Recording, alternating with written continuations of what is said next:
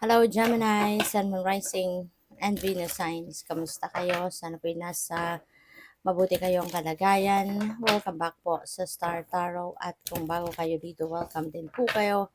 Please subscribe, like, share my videos, and leave me a comment kung nakaresonate po kayo. Thank you. First card ni Gemini, we have rest and rejuvenation. Ayan. So, this is a must, no, Gemini, kasi baka masyado na kayong stressed out, no, physically, mentally, emotionally. Baka ano na kayo, nai-stress na kayo. Kaya panahon na para bigyan mo naman ng panahon to take a time out, no, yung sarili mo para na alam mo yun, makabawi ka din muna sa pagod, sa stress, 'di ba, na nararamdaman ninyo. Kasi if you're going to continue to go on with kung ano man ang mga pinagkakabisihan mo, tapos alam mo namang pagod ka na, alam mo naman na nai-stress ka na, so hindi mo rin naman maibibigay yung 100% mo diyan, 'di ba, sa kung ano man ang inyong mga gagawin pa.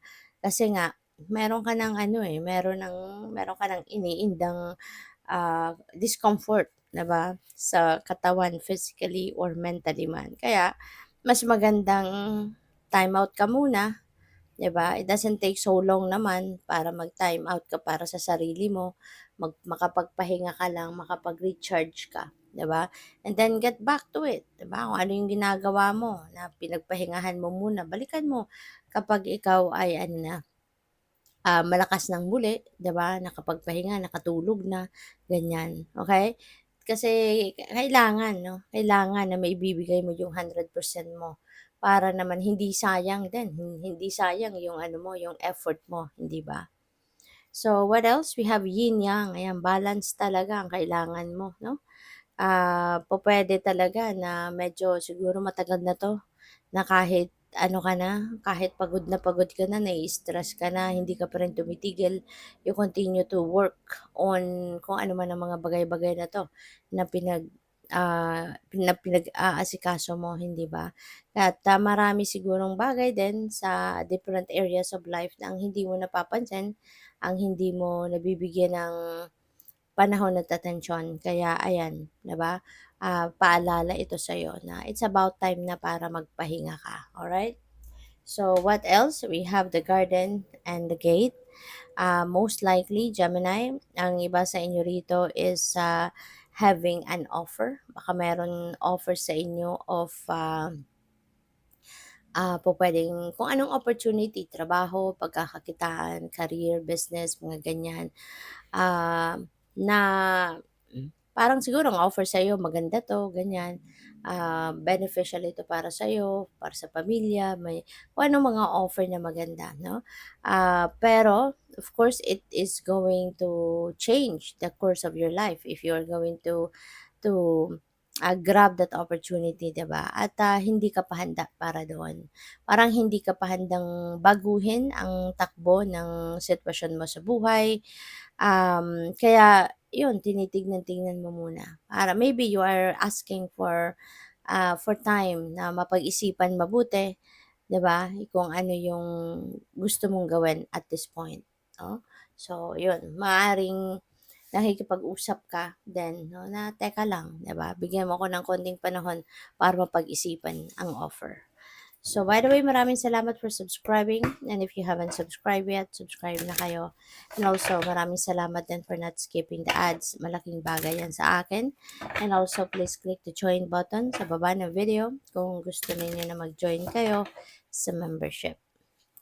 So, what else? We have letting go, emotional release. Ayan. So, it's about time na for you to release something that doesn't serve your highest good.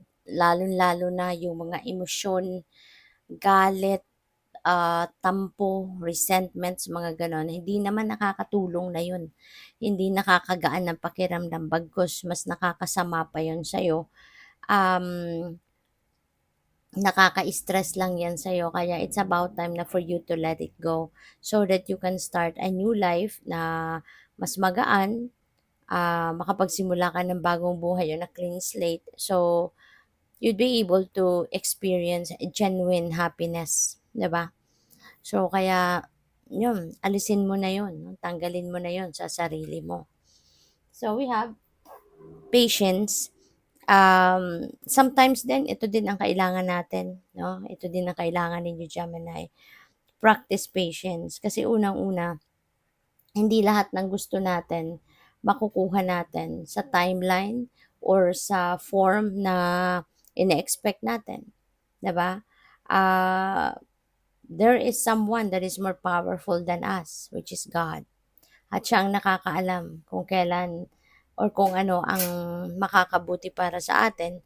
Kaya mas maganda na rather than magpili tayo, rather than ipagsiksikan natin kung ano yung gusto natin, we'd rather surrender, no? We'd rather surrender to Him kung ano yung kagustuhan niya, kung ano yung will niya, yun na lang ang asahan natin. Yan na lang yung ah, tanggapin natin, 'di ba? Yun ang antayin natin. Kaya you need to be patient. You need to learn how to wait. Kasi kaya minsan mas lalong lumalayo yung mga gusto ninyong mangyari kasi pupuwedeng parang gigil kayo or nagmamadali kayo na makuha ninyo ang mga gusto ninyong makuha. But tulad nga ng sinabi ko, the only God, no, knows kung kailan yan, kung anong kailangan mo at kung kailan mo kailangan, 'di ba? May mga gusto tayong gigil na gigil tayong makuha, pero if it's not for our highest good, if it's not part of the divine plan para sa atin, kahit anong gawin natin, hindi rin talaga yun mangyayari. Kaya nga napaka-importante, no, sa ating lahat na lagi tayo makikinig sa intuition natin kasi the universe is always sending us guidance kung ano na ang dapat nating gawin, anong dapat nating pagkaabalahan at a certain period of time, 'di ba? So, but for now, matutong magpasensya at matutong magantay. Alright? So, we have self-love. Okay? Ito yun. Yung pagre-rest na to, pagbabalik mo ng balanse sa buhay mo, that is one way of showing yourself self-love. Okay? So, mahalin mo naman ang inyong sarili. Mahalin mo ang inyong sarili at asikasuhin mo din naman ang inyong kung anong ikakabuti ng inyong katawan, ng inyong overall health, ng inyong mental health, ganyan. So, yun ang dapat na pina-prioritize, no? Rather than prioritizing other things, mga material na bagay. So, sana second na lang yun at ang pinakamahalaga, yung pagmamahal mo sa inyong sarili, pag-aalaga mo sa inyong sarili, yun ang pinakamahalaga.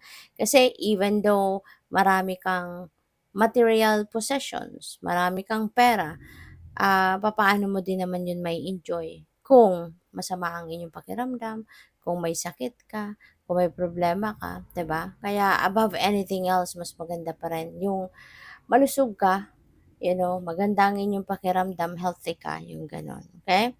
So, what else? We have rhythm. Tune into the natural rhythm of life. Ayan, feeling ko, there is a sense of surrendering dito, no? So, maganda talaga na mag-surrender na lang tayo sa divine universe. Lahat ng stress natin, pagod natin, kung ano yung hindi magandang nararamdaman natin, i-surrender natin lahat yan. I-alay natin lahat yan sa divine universe. Let's lift all up, no? Yung mga ganyan bagay sa divine para tulungan niya tayo. Okay? Para maging magaan ang journey natin. Okay? Good luck. Thank you for watching. Love and light. Namaste.